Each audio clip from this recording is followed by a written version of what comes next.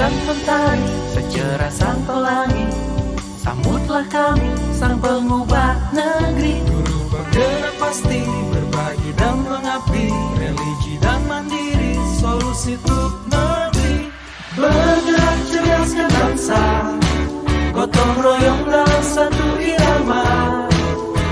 Merdeka belajar siswa, cerdas dan berkarakter Pancasila.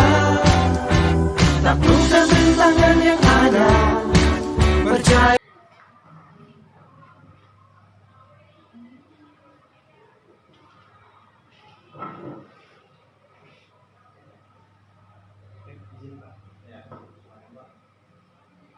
Assalamualaikum warahmatullahi wabarakatuh.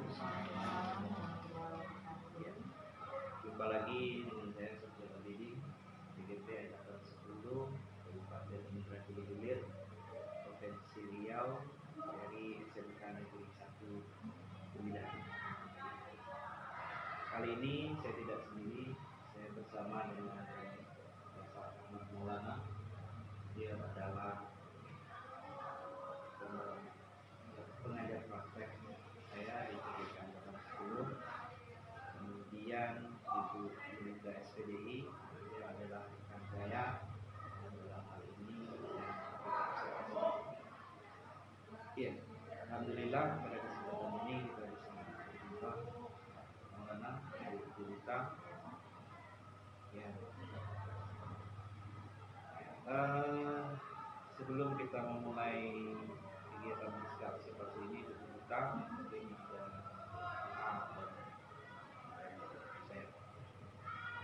saya ucapkan terima kasih terlebih dahulu atas waktunya Bu. Ya, gimana kabarnya Bu? Ya, dari kegiatan-kegiatan yang kita lakukan, alhamdulillah sampai hari ini masih aktif. Ya.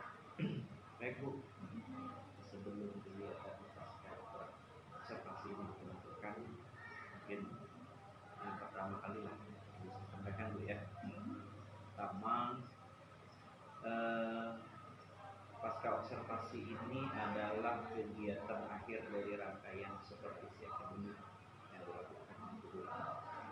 Sebelumnya kita telah melakukan kegiatan observasi yang dilanjutkan dengan kegiatan observasi di kelas. Terus terakhir hari ini kita melaksanakan kegiatan observasi. Kemudian tujuan dari dilakukannya pasca observasi ini untuk mengevaluasi jalannya proses pembelajaran kita di kelas. Kemudian kita merefleksikan kembali pembelajaran kita di kelas yang kita sudah lakukan. Kemudian kegiatan kita ini Bu, akhirnya tentang bagaimana perasaan Ibu pada saat melakukan pembelajaran di kelas kemarin, kemudian apakah yang perlu atau ada perbaikan ke depannya, kemudian yang perlu ditingkatkan itu apa, terus lagi bentuk pembelajaran diferensiasi itu bagaimana, sosial atau emosional itu bagaimana, dan kapan itu dilaksanakan. Dan terakhir mungkin Bu, komitmen nanti akan saya evaluasi itu kayak alur. Kita mulai saja nih Bu ya. Baik, mungkin yang pertama pertanyaannya menanyakan perasaan Ibu lah begitu ketika melakukan pembelajaran di kelas yang sudah Ibu terapkan. Bagaimana kira-kira perasaan? Oke, baik. Pada kesempatan kali ini saya ingin menjawab bagaimana perasaan saya pada saat diberikan Bapak masuk ke dalam pembelajaran saya, itu saya sangat senang sekali. Apalagi terhadap ilmu yang Bapak kasih juga terhadap saya, membuat saya itu bisa bersemangat kembali apa yang ingin saya terapkan di dalam kelas itu. Pembelajarannya sudah pembelajaran yang berdifferensiasi, kemudian lagi juga memuat tentang sosial emosional. Jadi hal-hal yang seperti itu yang membuat ibu lebih senang, lebih semangat lagi melakukan pembelajarannya. Baik Bu. Kemudian Bu, adakah hal-hal yang sudah baik dari pembelajaran yang sudah dilakukan?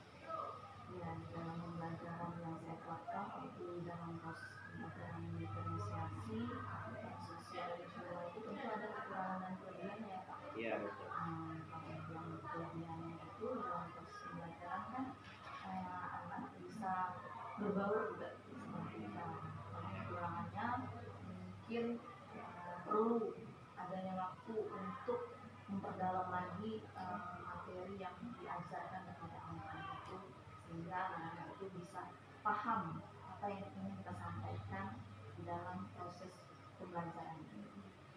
Oke, berarti hal-hal yang sudah baik tadi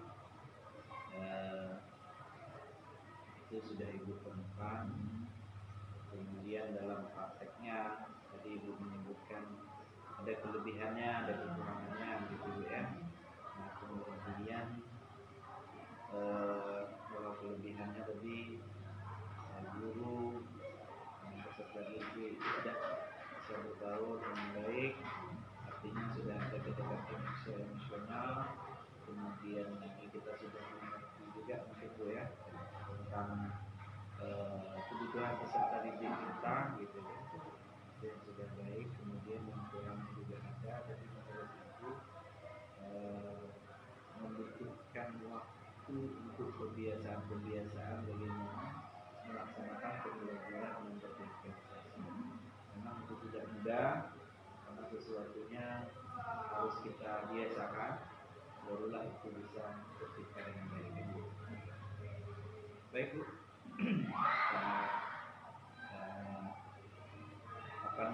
sangat menginspirasi sekali dari apa yang disampaikan.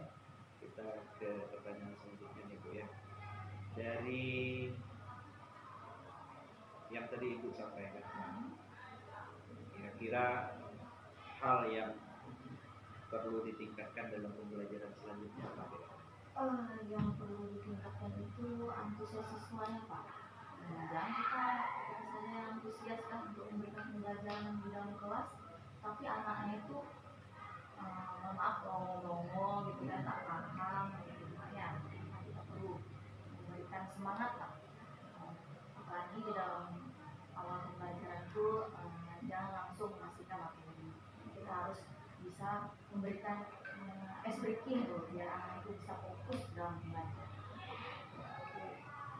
Jadi yang perlu ditingkatkan oleh Ibu adalah bagaimana peserta didik Ibu bisa antusias mengikuti pembelajaran. Ya. Jadi caranya tadi bagaimana Bu? Melakukan ice breaking. Melakukan ya, Masih semangat bisa juga. ya, ice breaking di awal sebelum masuk pembelajaran begitu ya. Itu yang perlu ditingkatkan, dan ice breakingnya juga mungkin harus senantiasa kita update yang terbaru, jangan terus itu bisa jadi enak, akhirnya besar ya gitu ya. Oke Bu, itu yang perlu ditingkatkan. Selanjutnya begini Bu, terkait dengan waktu misalnya nih pembelajaran berdiferensiasi gitu ya, kemudian nanti keterampilan sosial emosional gitu. Ini kalau dilakukan dalam pembelajaran kapan waktu? Kalau melakukan diferensiasi itu baiknya dilakukan di sebelum ini. Nah, Begitu. Sebelum pembelajaran. Kita lakukan diferensiasi. Ya, kalau yang sosial emosional itu bisa kita lakukan pada saat kita mengajarkan kepada anak-anak, yang otomatis kan semua diferensiasi dan emosional itu terdapat di dalam modul ajar kita, pembelajaran kita kemasan. Jadi sebelum masuk ke pembelajaran intinya itu dilakukan terlebih dahulu pembelajaran berdiferensiasi. Mungkin contohnya Bu seperti contoh yang pembelajaran berdiferensiasi kudu Iya. menyesuaikan dengan kebutuhan dan karakter siswa gitu kan. Kemudian lagi meminta apa sebelum kita pembelajaran itu meminta anak untuk memimpin doa dan lain Iya. sebagainya. Kita kan tahu juga Pak ya, di dalam kelas itu kan tidak semuanya anak itu bisa gitu kan. Dengan adanya mungkin kelompokan itu, kita itu tahu kan, setiap apa namanya, tingkatan keterampilan anak itu ada yang sedang, mungkin tinggi, rendah. Nah, jadi kita baurkan biar semua itu bisa paham supaya kebutuhan mereka bisa terakomodir begitu kan Bu. Kemudian lagi kita perlu memahami karakter mereka. Tidak semua kan murid kita itu bisa kita dudukkan di depan dan itu hasilnya atau tingkat efektivitasnya baik gitu kan. Bisa saja itu yang apa namanya membuat pembelajaran tidak mencapai tujuannya. Baik Bu, kira-kira Bu, modul kemudian rencana pembelajaran itu dilaksanakan pembelajaran di kelas itu sudah tertulis di dalam modul ya. harus sekali ada dalam buku itu perencanaan tentang diferensiasi dalam emosional sosial. Mungkin ini ada pertanyaan lagi nih. Komitmen terhadap pembelajaran di kelas gimana? Saya yaitu harus diadakannya pembelajaran diferensiasi dan sosial emosional di kelas biar terjalin hubungan kerjasama tim lah.